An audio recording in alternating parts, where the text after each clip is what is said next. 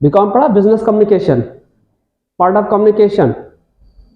There are two part of communication, number one formal communication, number two informal communication. Formal communication, what do you mean by formal communication? Formal communication is the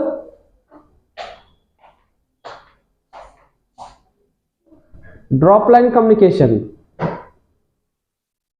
मतलब system से जो communication होता है step by step, उसे हम कहते हैं formal communication, formal information. जैसे हम किसी ऑर्गेनाइजेशन में वर्क कर रहे हैं, किसी ऑर्गेनाइजेशन में जॉब कर रहे हैं, तो जो हमारे तक इंफॉर्मेशन आएगी वो कहाँ से होके आएगी? वो सीईओ से होके आएगी, डायरेक्टर से होके आएगी, डायरेक्टर्स, मैनेजर, सुपरवाइजर, फिर एम्प्लॉय, फिर गार्ड्स, प्यून, उसके बाद पब्लिक में जाएगी। क्या? Step by step. अब सीईओ से डायरेक्टली प्यून के पास इंफॉर्मेशन नहीं आ सकती कि आज ऑफिस क्लोज रहेगा, तो अगर वहां से डायरेक्टली प्यून के पास आ गई तो क्या कहते हैं? इनफॉर्मल कम्युनिकेशन, तो कहते हैं इनफॉर्मल। तो अभी जो हम लोग कर रहे थे वो क्या है? Informal communication.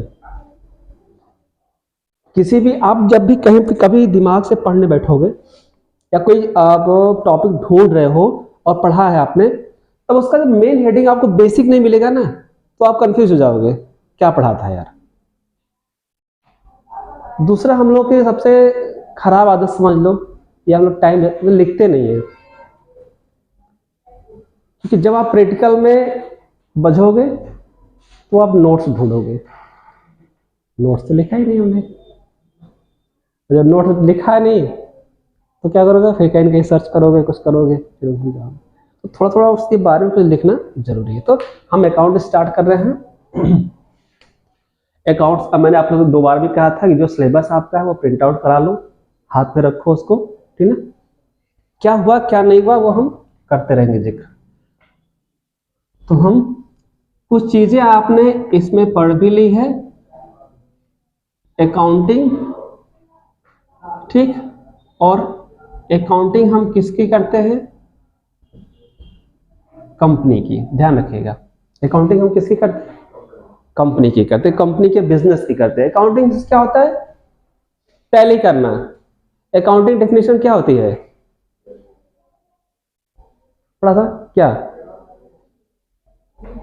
Accounting is a memorized, summarize, analyze and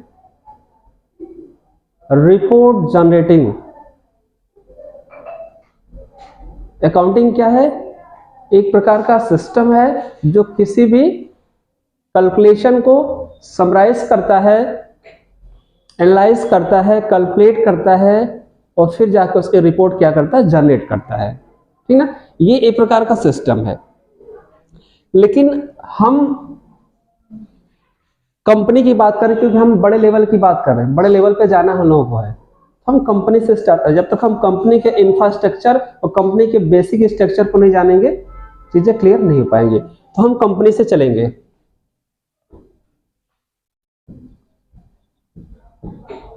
company, ठीक ना?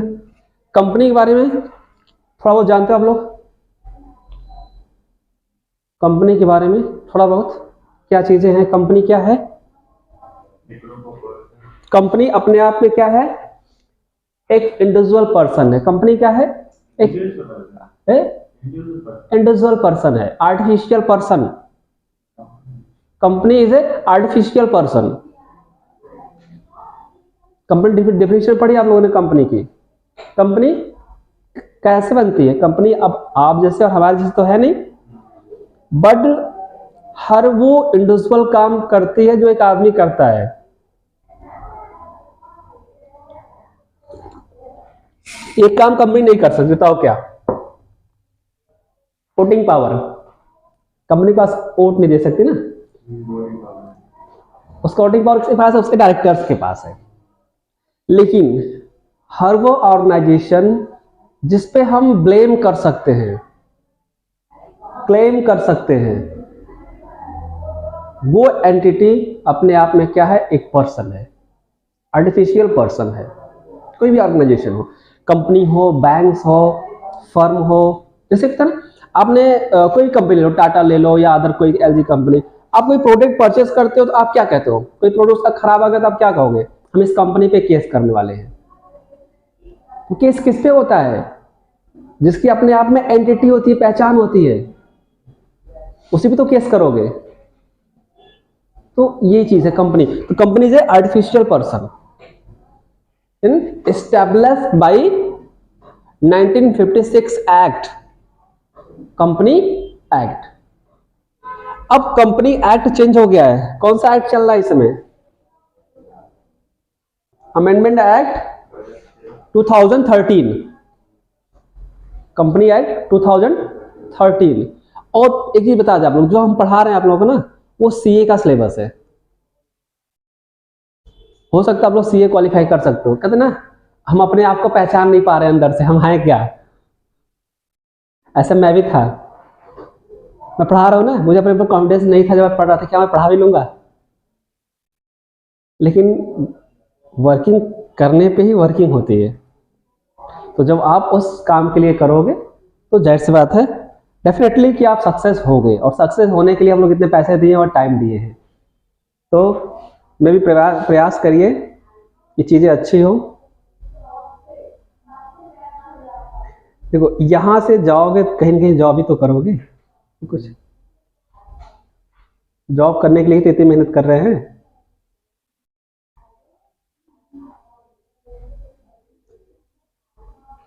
जो आप पढ़ रहे हो, अगर आपने सही से नॉलेज अर्न कर लिया तो 40,000 की सैलरी तो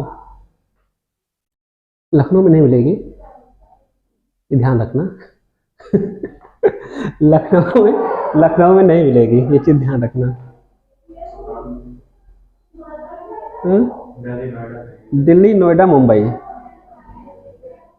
हाईएस्ट है कि आपको मुंबई में मिल जाए।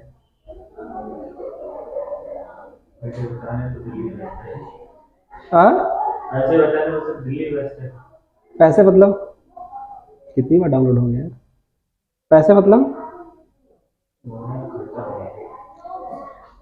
खर्चा है तो यार पैसे भी तो है। ये देखो आप दिल्ली गए, कितने रुपए कमाए, कितनी सैलरी हो सकती दिल्ली में, 30, कितना बचा लोगे आप।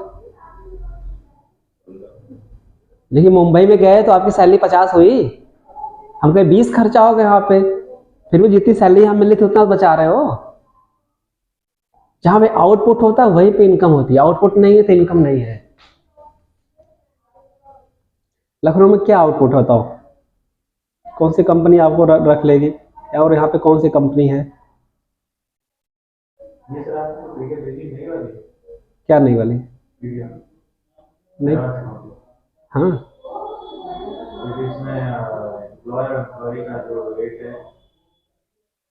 0.75% है। अपडेट है ये, नेट पे सर्च कर लो, अपडेटेड है ये। स्टार्ट करें। और इसमें जो हम लोग को पढ़ाया जा रहा है टैली सॉफ्टवेयर, वहां से रिलेट करेंगे इसको हम। फिर थोड़ा सा इंफॉर्मेशन कंपनी की बात करते हैं। टैली भी इसमें हम लोग लेंगे। टैली एक प्रकार का क्या है, सॉफ्टवेयर है जो हमारे अकाउंटिंग करने में मदद करता है। सिस्टम क्लोज कर दो, ठीक। अकाउंटिंग करने में हमारा क्या करता है, हेल्प करता है।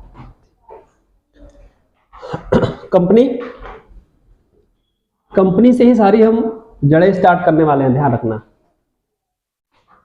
कंपनी की ही अकाउंटिंग करने के लिए इतना हम लोग ब्यौरा दे रहे हैं, सारी चीजें कंपनी से ही कर रहे हैं, और कंपनी ही सब कुछ है।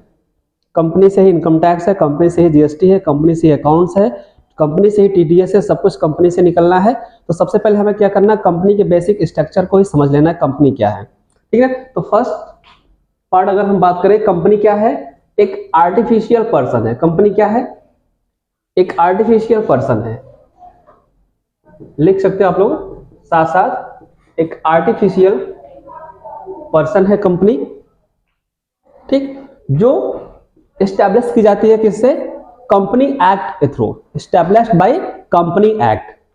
ये लिख सकते हैं established by Company Act 1956, Amendment Act 2013, Amendment Act 2013. ठीक, कंपनी लिख ना, company is a artificial person. Company is a artificial person established by Company Act 1956 and Amendment Act 2013. कोई भी कंपनी इसी एक्ट के अंतर्गत बनाई जाती है और कंपनी को हम क्या कहते हैं, एक पर्सन कहते हैं, एक आर्टिफिशियल पर्सन कहते हैं, जिसमें अपनी एक क्या होती है, इंटेलेक्चुअल वैल्यू होती है। ठीक, सेकंड स्टेप आते हैं सेपरेट लीगल आइडेंटिटी। अब पार्ट ऑफ कंपनी के क्या क्या फीचर्स होते हैं, कंपनी की क्या क्या चीजें, हम कैसे मान लें कि ये एक आदमी है, एक पर्सन है, हमारी क्या है, अपनी एक पहचान है, अपना एक नाम है, तो ऐसे कंपनी के पास भी होना चाहिए, तभी तो हम कह पाएंगे हाँ ये भाई पर्सन एक आदमी है। तो कंपनी की क्या होती है, सेपरेट लीगल आइडेंटिटी होती है, पहचान होती है। तो नंबर 1 पॉइंट लिखो, company separate legal identity, identity पहचान, सेपरेट लीगल आइडेंटिटी, आइडेंटिटी लिख सकते हो, पहचान। ठीक, सेकंड रूट है हमारा कंपनी की लिमिटेड लायबिलिटी। कैसे, सेकंड रूट हमारा है लिमिटेड लायबिलिटी। क्यों,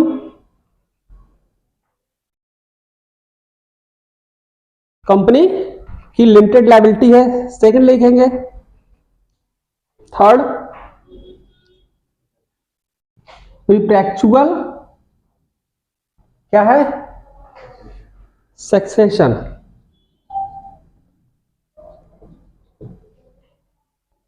separate of ownership from management, separation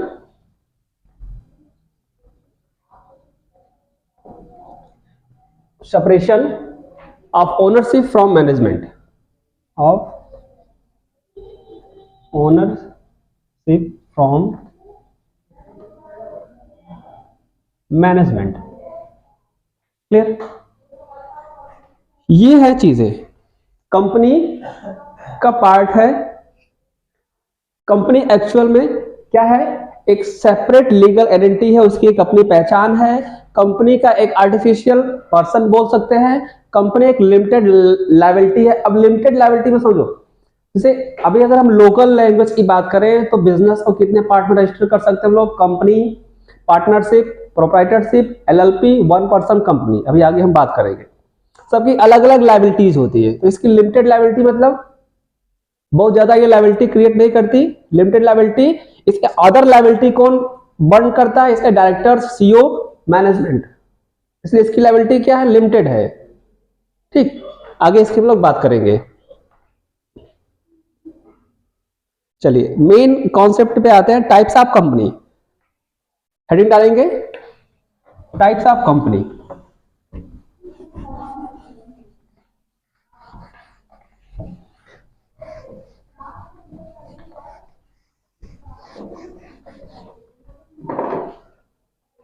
types of company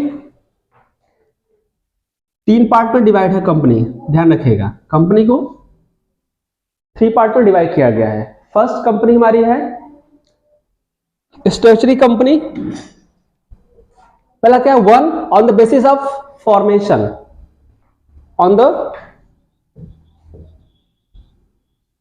basis of formation, on the basis of formation में पार्ट किया गया है 2, स्टैट्यूटरी कंपनी और रजिस्टर्ड कंपनी। तो इसके पार्ट हैं 2, statutory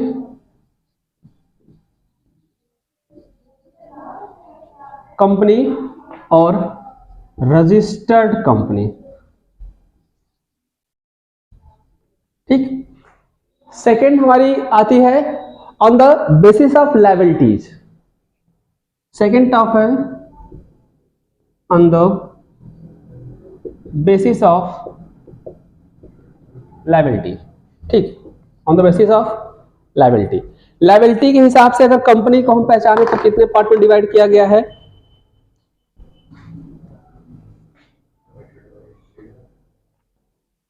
limited by share, guarantee by share, limited by share, limited by guarantee, unlimited companies.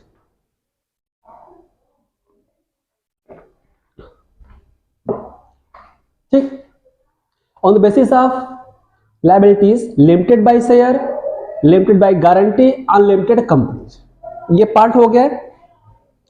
Third part हमारा आता है on the basis of number of company,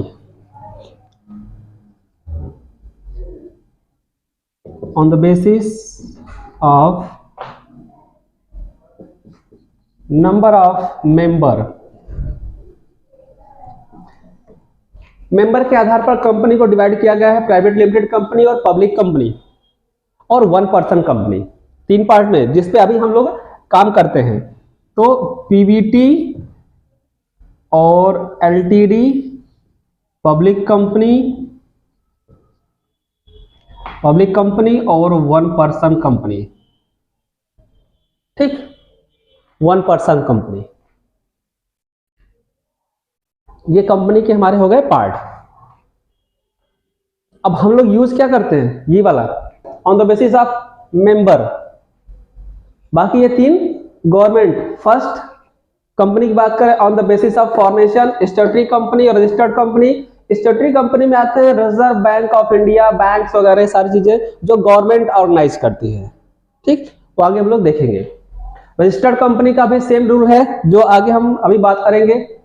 उस पर on the basis of liabilities, limited liability, guarantee liabilities, share हो, जब जो company registered करती है शेयर में, वो अपने शेयर क्या करती है? हैंड ओवर करती है। जब भी आप एमसीए पे काम करोगे तो एमसीए में इसमें पूछा जाता है गारंटी बाय शेयर या लिमिटेड बाय शेयर। ठीक, हम लोग लिमिटेड बाय शेयर जाते हैं, गारंटी बाय शेयर में नहीं जाते हैं। चलिए मैं एमसीए कभी आपको ओपन करके दिखाऊंगा। On the basis of number of members, हम इस पे ज्यादा काम करते हैं। अधिकतर हमारी जो कंपनी देखो दो तरीके से काम, एक कॉर्पोरेट और एक जो हम लोग इंडिविजुअल यूज करते हैं। कॉर्पोरेट कंपनी जो है अलग से हमारी क्या है? टाटा है, एलजी है, जियो है, ये सब क्या कॉर्पोरेट कंपनियां हैं जो लिमिटेड गारंटी बाय शेयर में चलती है। हम लोग इसमें चलते हैं। प्राइवेट लिमिटेड पब्लिक में भी हमारा ज्यादा फोर्स नहीं होता है, वन पर्सन कंपनी में। तो हम लोग जो इसमें काम करने वाले हैं वो है प्राइवेट लिमिटेड कंपनी। कौन सी है? Private limited. अधिकतर आपका सिलेक्शन यही होने वाला है, प्राइवेट लिमिटेड। पब्लिक कंपनी जिसे बोलते हैं एमएनसी कंपनी। ठीक, मतलब बड़ी कंपनी, मल्टीनेशनल, सब कहते हैं पब्लिक कंपनी। वन पर्सन आप भी बना सकते हैं। वन पर्सन के अगेंस्ट में एक और लॉन्च किया, एलएलपी, लिमिटेड लायबिलिटी पार्टनरशिप। ये प्रकार से पार्टनरशिप फर्म का है जो एमसीए ने अपने आप को एडॉप्ट कर लिया। भाई लोग दूसरी तरफ भाग रहे हैं तो लाओ हमारे पास आ जाए। इन्होंने क्या कर लिया? एक और फॉर्म एडॉप्ट कर दिया, एलएलपी फर्म। उसे क्या कहते हैं? Limited liability partnership firm. ठीक, जो एमसीए के थ्रू क्या होता है? रजिस्टर्ड होता है। अब इसकी बात करें, नंबर क्या है दोनों में डिफरेंस क्या? ध्यान रखिए, आपने पढ़ा होगा प्राइवेट कंपनी में कितने मेंबर्स होते हैं? जल्दी बताइए। 50, यही ना?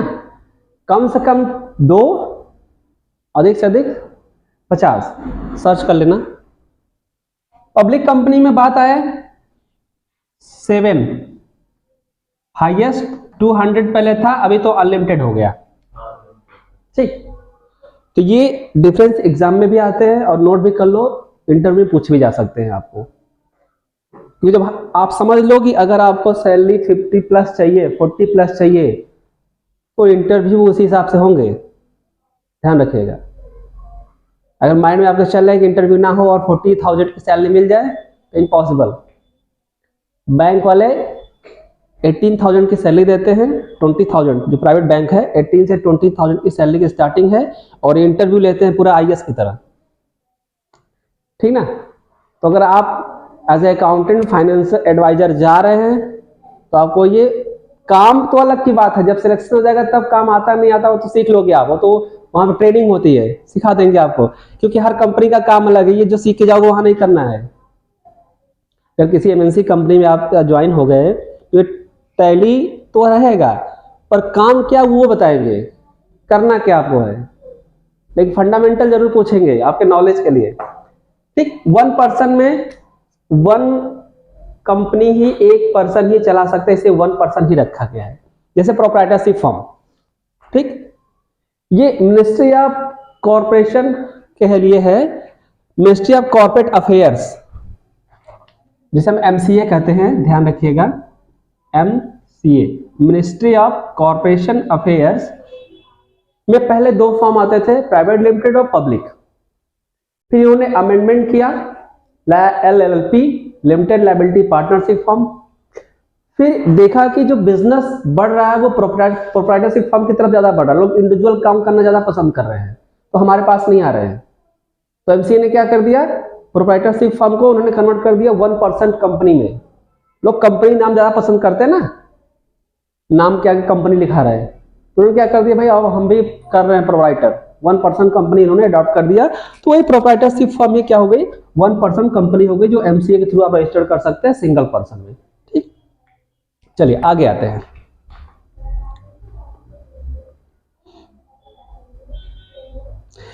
इन सब का थोड़ा सा लिख लो आप, तो ज्यादा समझने में आसानी रहेगी। फर्स्ट लिखो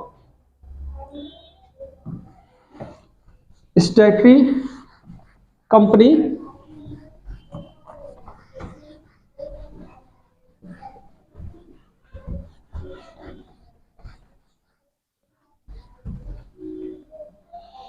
नंबर फर्स्ट लिख लो, दिख रहा हो तो लिख लो, दिख रहा है, बोल देंगे जल्दी लिख लोगे आप लोग, लिखो। फर्स्ट है आपका statutory company, company incorporate by means of special act, means of special act of the parliament or any state legislatures, मतलब ये कंपनी ऐसी कंपनी है जो किसी भी पार्लियामेंट या किसी भी स्टेट विधानसभा, विधान परिषद में पास की जाती है और उसके द्वारा बनाई जाती है, जैसे examples reserve bank of India, life insurance corporations, etc, जो गवर्नमेंट बॉडीज के रूप में जानी जाती है। सेकंड की बात करते हैं हम लोग, रजिस्टर्ड कंपनी, इसमें लिख registered company under the company act 2013, under the early companies act.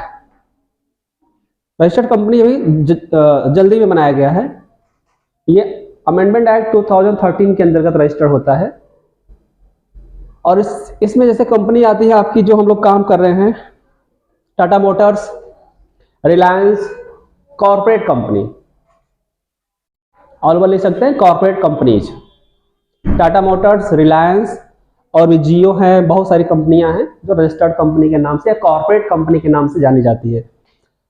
Next है हमारा company limited by share, company limited by share, इसमें क्या है हमारा, limited by share, limited by the member of this type of company,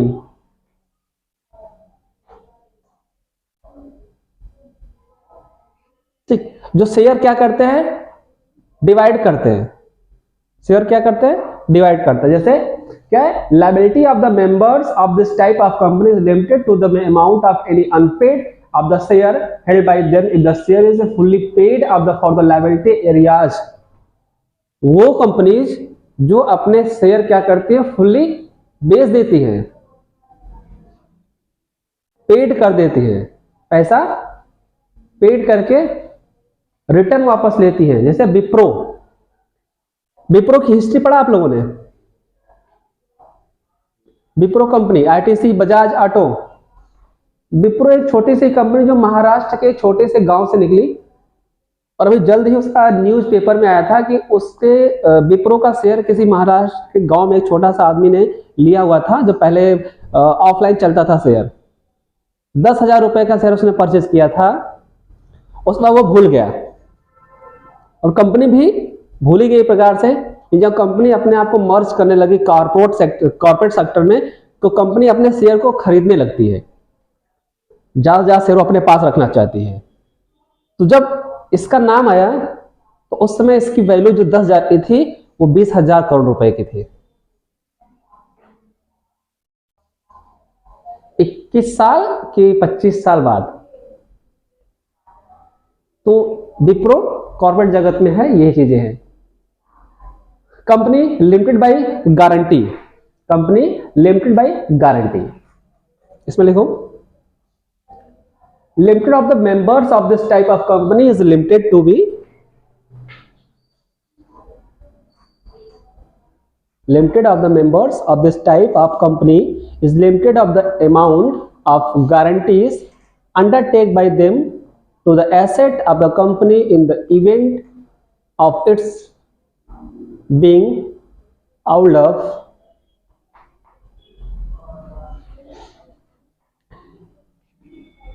इसका मतलब जो company guarantee के ऊपर चलती, कंपनी गारंटी, फ्रेंचाइजी टाइप। हाँ ठीक ना, जैसे ये चल रहा है फ्रेंचाइजी है, अगला नेक्स्ट चलेगा फ्रेंचाइजी। जैसे सेंट जेवियर देख लीजिए, सेंट जेवियर हर जगह आपको मिलेगा। सेंट जेवियर क्या एक प्रकार की कंपनी है, एजुकेशन सेक्टर में रजिस्टर्ड कंपनी है। और सेंट जेवियर क्या करती है, अपनी फ्रेंचाइजी सेल करती, लोग क्या चलाते हैं, कॉलेज चलाते हैं। तो सेम चीजें यहाँ पे है। Indian schools, business, radio research foundation वगैरह, ये सारी चीजें होती है। अनलिमिटेड की बात करें, अमवे का नाम से अनलिमिटेड क्या है, company not having limit on the liability of the members, each member is liable for the debts of the company in proportion to his interest in the company. This type of company is not popular in India. ये क्या हो गई, वो company जो अपने shares दूसरे को transfer करती है, अपनी लायबिलिटी क्या करती है, दूसरे को ट्रांसफर करती है। अपनी लायबिलिटी क्या करिए, दूसरे को ट्रांसफर करिए। क्या कर रहा है, companies not having limit on liability of the members, किसी भी मेंबर की कोई लिमिट लायबिलिटीज नहीं है। Each member is liable for the debts of the company, एक एक मेंबर उस कंपनी का लाइबल है कंपनी के डेब्ट्स को भरने के लिए।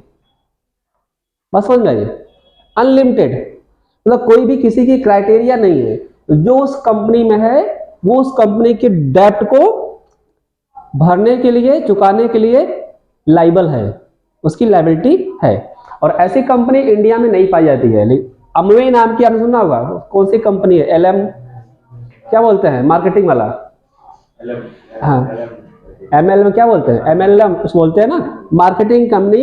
एमवे का नाम सुना होगा आप लोगों ने, नेट पे सर्च करोगे तो मिलेगा। अमवे हो गया, आरसीएम हो गया, और एक और कुछ मार्केट में चल रहा है। ये सब क्या है, डायरेक्ट मार्केटिंग सेलिंग है। इन लोगों का अलग सा फंडा है और एक प्रकार से ठीक भी है, लेकिन जो इन लोगों की पॉलिसीज चलती है ना, वो आज के प्रेजेंट टाइम के मार्केट रूल से अलग है, ठीक ना। उस पर कभी और बात करेंगे हम लोग, समय नहीं है। आगे बात करते हैं प्राइवेट लिमिटेड कंपनी, जो हम लोग अभी यूज कर रहे हैं कंपनी में। सबसे इंपॉर्टेंट पार्ट है जिससे हम लोगों को काम करना है। Private limited company, A company which by the articles of association. ये कंपनी क्या है, एक आर्टिकल एसोसिएशन पे काम करती है। Restrict the right of transfer its share, वो किसी को भी शेयर ट्रांसफर कर सकता है। लिमिट द मेंबर्स ऑफ 200, बताया हमने 200 के मेंबर्स हैं। अगला है prohibit an innovation to the public to subscribe of any shares of the company. कोई भी पब्लिक कंपनी के शेयर को सब्सक्राइब कर सकती है, ले सकता है, उसमें कोई दिक्कत नहीं है, ठीक ना। और इसमें सबसे बड़ी बात यह है, कंपनी में प्राइवेट लिमिटेड में क्या साइन होता है, मेमोरेंडम ऑफ एसोसिएशन और आर्टिकल ऑफ एसोसिएशन। हिंदी में हम क्या कहते हैं? पार्षद अंतर नियम और अंतर पार्षद नियम। ये क्या होता है? एक प्रकार का आपका प्रपोजल होता है, एग्रीमेंट होता है। कोई भी आप बिजनेस कर रहे हो, प्रोप्राइटरशिप का, पार्टनरशिप का एक एग्रीमेंट होता है ना। तो कंपनी क्या करने जा रही है, इंटरनल जो मेमोरेंडम ऑफ एसोसिएशन होता है वो क्या होता है? पार्षद सीमा नियम। कंपनी क्या करेगी, कहाँ ब्रांचें होगी, कहाँ क्या करना है, वो चीजें होती है। चलिए अकाउंट के स्कोप की बात करेंगे हम धीरे धीरे। हम लोग थोड़ा सा हम क्यों हमें अकाउंटेंट ये जो कोर्स कर रहे हैं, इसके थ्रू हमारा जो प्रमोशन होगा स्टेप बाय स्टेप हम कहां तक पहुंच सकते हैं। ठीक, तो लास्ट स्टेप हम पहुंच सकते हैं कहां? CFO। ध्यान रखिए मुदस्सिर,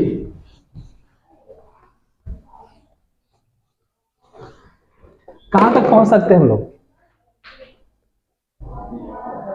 CFO लिख लो, स्टेप लिखो, प्रमोशन आपका ऐसे ही होगा। तो स्टेप हम लिखेंगे ऐसे नहीं, नीचे से नहीं लिखेंगे हम लोग, ऊपर से लिखेंगे ना। लास्ट में लिखो, फर्स्ट अगर हमारी ज्वाइनिंग होगी तो होगी अकाउंट एजुकेटिव, नीचे से लिखते हैं। हम जब फर्स्ट ज्वाइन करेंगे तो अकाउंट्स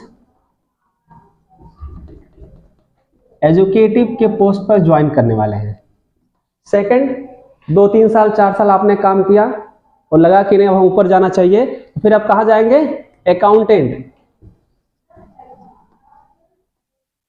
अकाउंटेंट के पोस्ट पे जाने वाले हैं।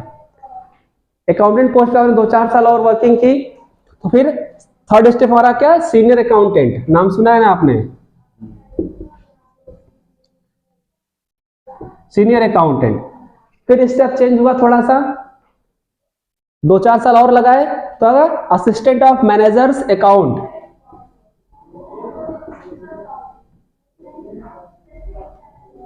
Assistant of manager accounts. इसके बाद स्टेप थोड़ा सा चेंज हुआ हम लोगों का, हम लोग कहां पहुंचने वाले हैं? Senior manager of account, sorry manager accounts. कहां पहुंचने वाले हैं? Managers account. अब आप क्या हो गए हैं? मैनेजर हो गए हैं अकाउंट्स के। ठीक, मैनेजर के बाद किस चीज से क्या हो? सीनियर मैनेजर हो जाएंगे आप। क्या हो जाएंगे? अकाउंट में सीनियर मैनेजर हो जाएंगे।